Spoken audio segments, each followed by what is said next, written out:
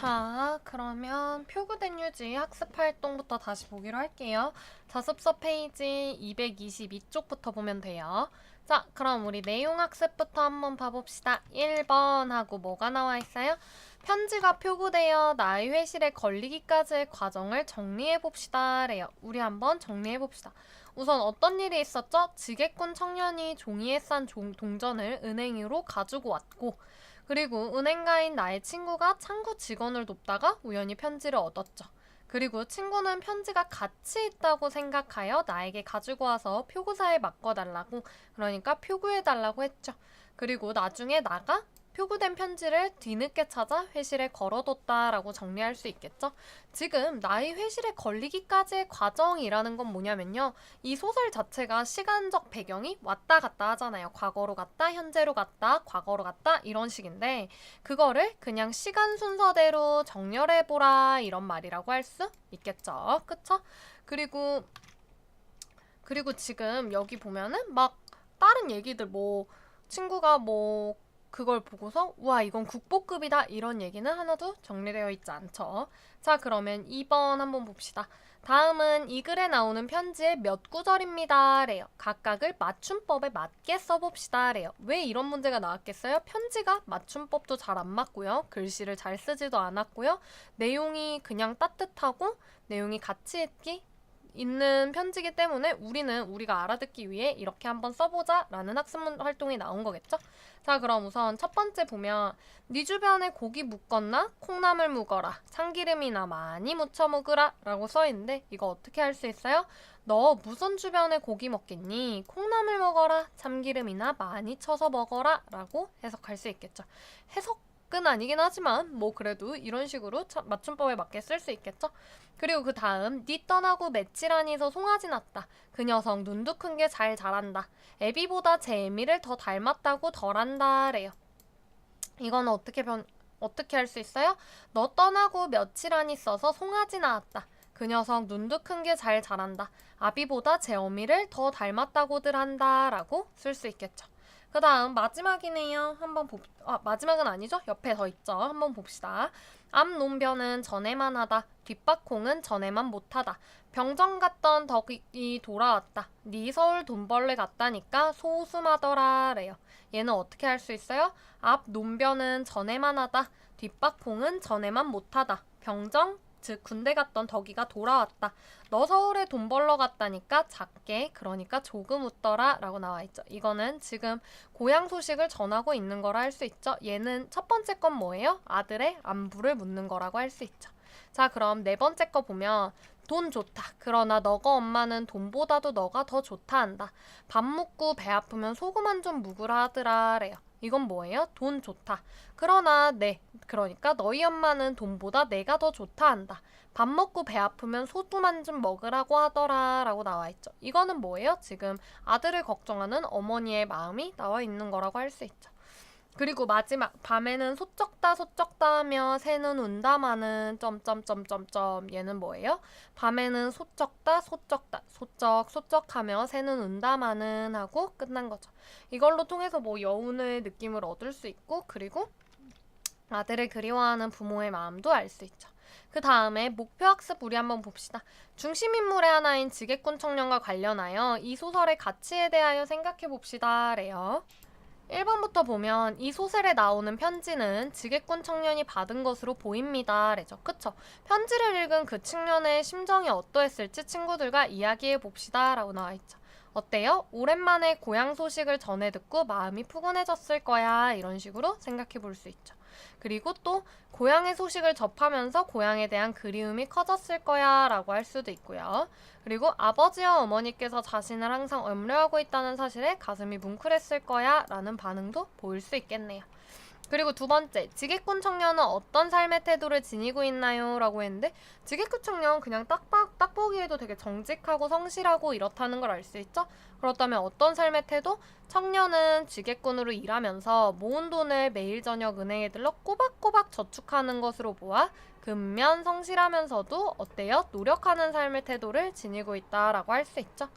그리고 세 번째, 이해 활동을 바탕으로 자신을 성찰해보고 자신이 지녀야 할 바람직한 삶의 태도에 대해 생각해 봅시다. 래요. 예를 생각해 보면 굳은 일을 하면서도 성실함을 잃지 않고 알뜰하게 저축하는 모습을 보면서 부모님께서 주시는 용돈을 함부로 쓰는 나 자신이 부끄러워졌다 라고 성찰해 볼 수 있겠죠. 소설 속의 청년처럼 성실한 태도를 지녀야겠다 라고 생각할 수 있을 거예요. 그쵸? 다음 보면은 중심 소재인 편지와 관련하여 이 소설의 가치에 대해 생각해 봅시다. 래요. 하면은 1번 다음은 이 편지의 한 부분입니다. 잘 읽고 아래의 활동을 해봅시다. 라죠. 그러면 편지부터 한번 볼게요. 우물집 할머니 하루 알고 갔다. 모두 잘 갔다 한다. 장손이 장가 갔다. 색시는 넘어 고보마을 영감 딸이다. 구장내 탄실이 시집 간다. 신랑은 읍의 석이라더라. 앞집 순이가 어제 저녁 감자 삶아치마에 가려들고 왔더라. 순이는 시집 안 갈 끼라 하더라. 니는 빨리 장가 안 들어야겠나 라고 하는 거. 지금 동네의 얘기를 전하고 아들의 결혼을 걱정하고 있는 모습이죠. 그러면 1번 하고 나와 있는데 위 편지를 쓴 사람은 받는 사람에게 가장 하고 싶었던 말이 무엇일까요? 라고 나와 있는데 지금 여기 뭐라 그래요? 편지에는 마을의 여러 소식이 담겨 있다 라고 나오면서 특히 마을 총각 처녀들의 결혼 소식을 전하고 있는 것으로 보아 빨리 장가를 들라는 마지막 문장이 가장 하고 싶은 말이었을 것이다 라는 걸 우리도 알 수 있겠죠? 그리고 위 편지의 형식은 어떤가요? 그랬을 때 구어체이다. 그쵸? 말하는 투로 얘기를 쓰인 거죠. 그리고 띄어쓰기가 제대로 되지 않고 소리나는 대로 적는 등의 맞춤법에 어긋나 있다라고도 할 수 있어요. 그리고 옆에 있는 아들에게 말하듯이 친근한 말투로 쓰였다 라고도 할 수 있겠네요. 그리고 세 번째, 이해 활동을 바탕으로 예를 든 편지의 한 부분에서 받은 느낌을 다음 보기처럼 말해봅시다. 래요. 보기는 어때요? 고향 마을에서 일어난 일을 마치 앞에 앉아있는 아들에게 들려주는 듯하여 정다운 느낌이 든다래요. 그래서 얘는 뭐예요? 편지의 맞춤법이 틀린 부분이 많아 내용을 파악하기가 쉽지 않지만 그쵸? 우리 막 띄어쓰기도 제대로 안 돼 있고 맞춤법도 잘 안 맞아서 저도 읽는데 고생을 한 거 여러분들 들으면서 알 수 있었겠죠.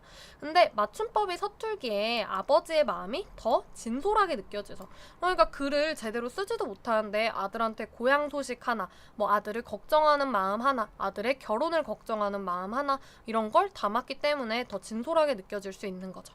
아버지가 이 편지를 쓰기 쉽지 않았다는 것을 짐작할 수 있기 때문이다 라고 간단하게 얘기할 수 있겠죠. 자, 그러면 우리 다음에 2번에서 큰 2번이네요. 이 소설은 편지를 여러 부분으로 나누어 소설 속에 삽입해 놓음으로써 편지가 작품 전개를 이끈다는 느낌을 줍니다. 래요. 그쵸? 이를 통해 얻을 수 있는 효과에 대해 생각해 봅시다. 라고 나오는데 뭐다? 이 소설은 독특하게 편지가 중간중간 삽입되어 있고 편지를 중심으로 글의 내용이 전개되고 있다라고 할 수 있죠. 이와 같이 낯선 방식은 소설을 읽는 재미와 감동을 높이는 효과가 있다. 그쵸? 또 중심 제재인 편지의 내용에 독자를 집중시키는 효과도 있다라고 할 수 있을 거예요. 그리고 세 번째, 이 소설의 중심 소재인 편지의 내용 가운데 자신의 마음을 가장 크게 움직인 부분을 찾고 왜 마음이 움직였는지 이야기해 봅시다 라고 나오죠. 지금 이 남자애는 어떤 부분이 제일 마음을 크게 움직였대요? 나는 배가 아프면 소금 한 줌을 먹어라 라는 편지 구절에서 아들을 걱정하는 아버지의 마음이 느껴져서 가슴이 뭉클했어 라고 나오고 있죠. 그럼 이걸 보고 얘는 뭐라고 그리고 또 나라는 사람은 뭐라 그럴 수 있어요? 나는 밤에는 소쩍다 하며 새는 운다마는 이라고 말을 줄인 부분이 마음에 와닿았어 래요. 왜요? 아버지가 늦은 밤 아들을 생각하며 편지를 쓸 때 미처 하지 못한 말이 숨겨져 있을 것만 같아서야 래요. 아마도 서울에 돈 벌러 간 아들이 보고 싶은 마음을 이렇게 표현했을 거야 라고 생각하고 있다는 거죠. 그러면 다음 학습활동 3번 봅시다. 표기된 휴지를 다 주변 사람에게 권하는 독서엽서를 만들어 봅시다 래요. 지금 권유하는 거를 편지를 써보자는 거죠. 보내는 사람은 누구? 박보람이고 받는 사람은 김지윤이네요. 뭐라고 썼다? 지윤아 안녕 잘 지내고 있지? 내가 얼마 전에 읽은 소설 한 편을 너에게 추천하고 싶어서 이렇게 엽서를 쓴다. 바로 이범선의 표구된 휴지라는 작품이야. 이 소설에는 중간중간 아버지가 아들에게 쓴 편지가 나오는데 처음에는 소설 속 편지 내용이 쉽게 이해되지 않아서 여러 번 읽었어. 그런데 편지 내용을 이해하고 나니까 우리 부모님도 이렇게 나를 생각하지 않을까 싶어서 가슴이 뭉클해지더라고. 너도 시간 되면 한번 꼭 읽어보라고 권하고 싶어. 그럼 이만 줄일게. 라고 2000 몇 년에 보람이가 썼대요. 지금 그러니까 제일 핵심은 뭐예요? 너도 시간 되면 한번 꼭 읽어보라고 권하고 싶어. 여기가 핵심이라고 할 수 있죠. 그리고 이 글에 나오는 말로 십자말풀이를 해봅시다 라는데, 우리 지금 여기 가로 열쇠부터 쭉 보고 세로 열쇠 쭉 보고 다음으로 넘어갈게요. 우선 가로 열쇠부터 보면 가랑이가 무릎까지 내려오도록 짧게 만든 홀바지는 뭐다? 잠방이라고 할 수 있죠. 그리고 우리나라 고유의 정형시, 대체로 3장 6부 4음보의 기본 형태를 보이는 게 뭐다? 시조죠. 손님과 문서, 돈, 물건 따위를 주고받을 수 있게 조그맣게 창을 내거나 대를 마련해 놓은 곳이 은행, 뭐다? 창구라고 할 수 있죠. 이거 지금 옛날에는 진짜 조그만 창이 나 있었대요. 지금은 좀 오픈되어 있죠. 자, 7번. 나무판 위에서 32짝의 말을 붉은 말과 푸른 말로 나누어 서로 번갈아가며 두면서 승부를 가리는 놀이. 얘 뭐죠? 장기죠. 그리고 다음 어린 소의 새끼를 이르는 건 뭐다? 송아지죠. 그리고 10번. 지게로 짐을 나르는 일을 업으로 하는 사람은 뭐다? 청년의 직업이죠. 지게꾼이라고 할 수 있어요. 그리고 나무로 만든 도장은 목도장이죠. 그리고 다음 주로 문에 바르는 얇은 종이로 빛깔이 조금 누르스름하고 줄진 결이 또렷한 재래식 종이는 뭐죠? 창호지죠. 이거가 편지가 쓰인 곳이라고 할 수 있죠. 그리고 세로 열쇠 보면 풀구된 휴지의 작가, 대표적으로 오발탄이 있음. 우리 아까 전에 본 거 누구였죠? 이범선 작가님이죠. 그리고 다음 도시에서 떨어져 있는 지역은 시골이라고 할 수 있죠. 그리고 그림의 뒷면이나 테두리에 종이 또는 천을 발라서 꾸미는 일을 표구였죠. 표구. 우리 표구댐 휴지라는 제목에도 나와 있는 거죠. 그리고 쓸모없는 종이 또는 허드레로 쓰는 얇은 종이는 휴지라고 할 수 있죠. 그냥 진짜 코 푸는 그런 휴지가 아니고요. 그리고 다음 사내가 아내를 만든 일은 장가라고 하죠.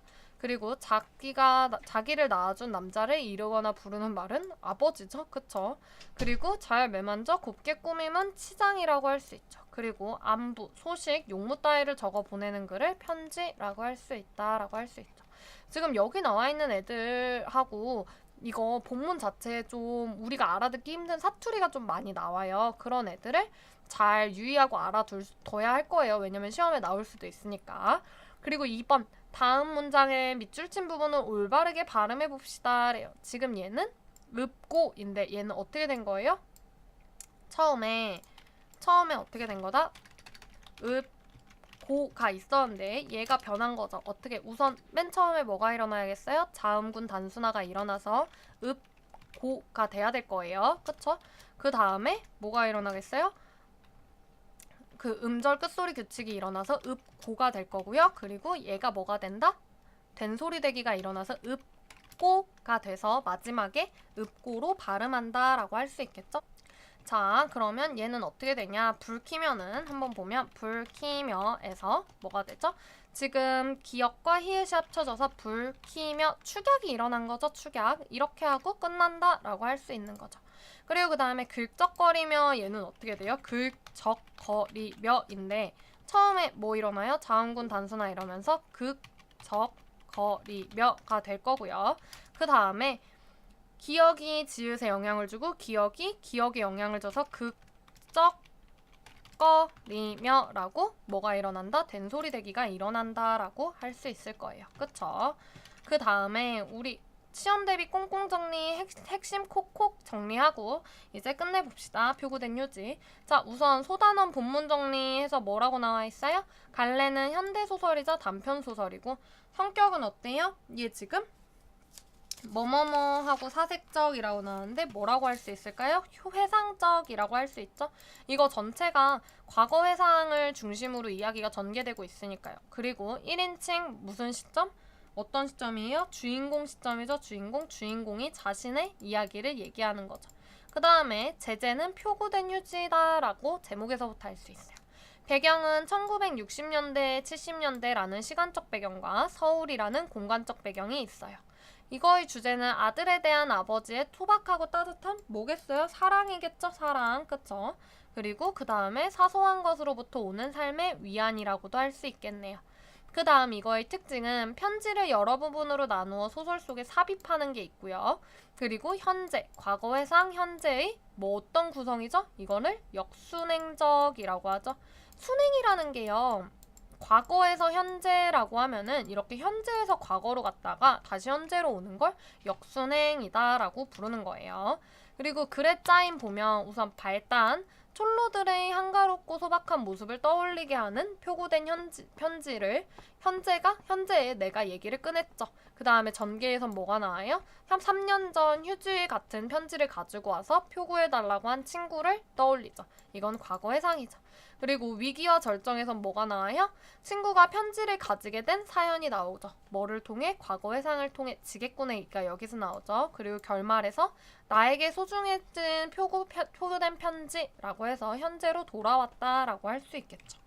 자, 시험 대비 포인트 첫 번째 보면 편지의 내용과 의미래요.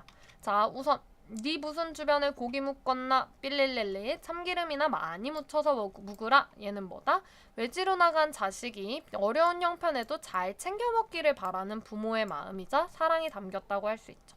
그리고 네 떠나고 며칠 안이서 송아지 낳았다. 그리고 더 닮았다고 한다 라고 끝나는 이 부분은 뭐다? 돈을 벌기 위해 서울로 간 아들에게 고향의 좋은 소식, 송아지가 태어난 것을 전하고 있는 거죠. 그리고 앞 논변은 전에만 하다. 네 서울 돈벌레 같다니까 소웃음하더라. 이건 뭐다? 앞농가 뒷밭 농사사정과 군대 갔던 덕이가 고향에 돌아왔음을 전하는 거죠. 여기는 다 고향 소식을 그냥 전달하는 거죠. 그리고 우물집 할머니 하루 알고 갔다부터 시작해서 니는 빨리 장가 안 들어야겠나 이 부분은 뭐예요?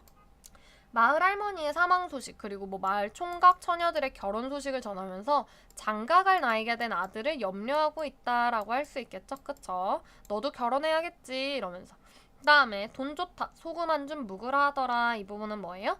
돈보다 자식이 더 좋다는 어머니 말을 빌려 아들을 향한 사랑을 전하고 아들의 건강을 염려하고 있는 모습을 보이는 거죠. 그 다음에 밤에는 소쩍다 하며 새눈 운다마는 하고 점점점점점 하고 끝난 시의 끝부분 편지의 끝부분이죠. 얘는 뭐예요? 자식을 그리워하는 부모 즉 아버지의 마음이 담겼다라고 할 수 있죠. 그리고 여기에는 뭐예요? 맞춤법이 서툴기에 아버지의 마음이 더 어떻게 느껴져요? 진솔하게 느껴진다라고 할 수 있겠죠. 자, 그럼 우리 포인트 2 보면은 편지가 나의 화실에 걸리기까지의 과정이래요. 땡땡땡 청년이 동전으로 편지를 싸서 은행으로 가지고 왔대요. 누구겠어요? 지게꾼이겠죠? 우리 이거 아까 어디서도 봤어요? 학습활동에서도 같이 봤었죠? 그 다음에 나의 친구가 창고 직원을 돕다가 우연히 편지를 발견했죠. 그리고 친구는 편지가 가치 있다고 생각하여 나에게 가져와서는 뭐 해달라고 해요? 표구해달라고 얘기를 하죠. 그리고 친구가 정근을 간 뒤 표구된 편지를 뒤늦게 찾아 나의 회실에 걸어뒀다라고 할 수 있죠. 그리고 그 다음 포인트 3번을 보면 편지에 대한 나의 인식 변화라고 나오는데 친구가 편지를 갖고 왔을 때 그러면은 표구 저언이라고 할 수 있죠. 얘는 아무렇게나 구겨서 던져진 휴지를 다시 편 것이라고 생각했고 도대체 어디서 주워온 건가? 이 휴지는 이라고 쓸모없다고 생각했죠. 그러니까 즉 휴지라고 생각하고 대수롭지 않게 여기고요.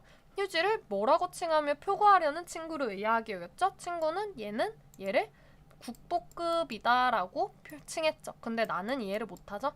그리고 친구가 외국으로 떠난 뒤 그러니까 표구를 한 뒤에는 차츰 내 화실의 중심점이 되어갔다라고도 할 수 있고 그 다음에 차츰 그 친구의 심정을 느껴 알 것 같았다라고도 할 수 있네요. 그러니까 즉 점점 가치 있고 의미 있는 존재로 생각을 하는 거고요. 그리고 편지의 가치를 느끼고 있던 친구의 심정에 공감한다라는 거죠. 그러니까 지금 여기에서 여기로 어떻게 변화한 거다? 편지를 계속 보면서 그 안에 담긴 부모님의 사랑이겠죠? 사랑을 발견했기 때문에 처음과 달리 편지가 나에게 의미 있고 감동을 주는 존재가 되었다라고 할 수 있을 거예요. 여기의 사랑은 그냥 마음이라고도 할 수 있겠죠? 그쵸? 그리고 포인트 4번 보면 이 소설의 형식상의 특징이라고 나와 있죠. 어떻게 돼요? 현재, 과거, 회상, 현재, 과거, 회상, 현재의 역순행적 구성으로 이야기가 진행되죠. 이거는 중심 소재인 편지가 주인공인 나에게 의미를 갖게 된 과정을 효과적으로 드러내고 있다라고 할 수 있죠. 그리고 아버지가 아들에게 쓴 뭐에 맞지 않는 편지를 중간중간 삽입하죠. 맞춤법에 맞지 않는 편지를 중간중간에 삽입하죠. 이거를 통해 어떤 효과를 얻을 수 있어요? 독자가 편지에게 집중하도록 하고 있으며 주제를 개성적으로 드러낸다 라고 할 수 있죠. 그리고 마지막 이 소설의 가치는 뭐다? 편지에 나타난 나의 태도와 반응을 통해 사소한 것이라도 삶에 뭐를 얻을 수 있다는 주제를 드러내죠. 위안이죠. 위안. 왜요? 사랑을 알 수 있으니까 위안을 얻을 거예요. 그리고 볼품없는 종이에 서툰 글씨로 쓴 아버지의 편지를 통해 자식에 대한 부모님의 소박하면서도 진솔한 사랑을 전달함으로써 독자들에게 감동과 여운을 준다라고 할 수 있죠. 그리고 세 번째, 지게꾼 청년의 순박하고 성실한 삶의 태도를 통해 독자가 자신의 삶을 뭐 할 수 있는 계기를 마련해주죠? 성찰할 수 있는 계기를 마련해준다라고 할 수 있죠. 뭐 나도 저렇게 성실하게 살아야겠다 뭐 이런 식으로 자기 자신을 성찰할 수 있다라고 할 수 있겠죠. 자, 그러면 우리 여기까지 표고된 휴지 했고 시험 대비 예상 문제 풀고 다음에 만나기로 해요.